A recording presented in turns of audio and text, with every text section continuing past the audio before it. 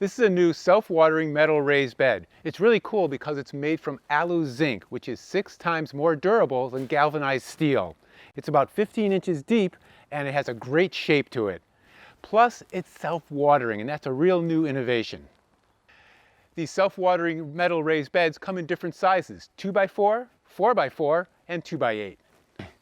The first step to installing your self-watering kit in these metal raised beds is to make sure it's on level ground. You want to make sure it's on level ground because when you put the self-watering reservoirs in, you want to make sure that water will flow evenly throughout those reservoirs so all the plants in the bed get the benefit of the self-watering mechanism. First, you want to put a plug in one side of the tray so the water stays in that tray. Then on the other side, you want to put the connecting hose in. Then insert the hose into the other tray, just as you did with the first one. Make sure it's nice and tight.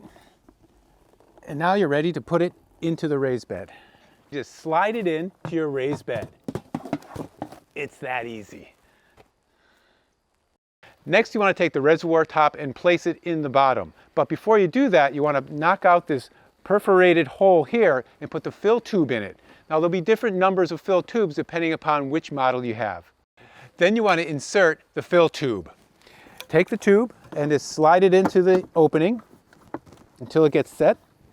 Then you want to pull up the telescoping top here because you want to keep this above the soil line. And then take the water level indicator, cork side down, and just drop it right in. Once you have it all the way in there, you want to cut the tube right below the top. Now we want to fill our metal raised bed with self-watering potting soil. You want to use the self-watering potting soil because that's going to help the water move up into the soil so your plants can have access to it. You want to put a little bit down right on top of the reservoir top, and then you want to press it in to the channels so you get good soil-water contact.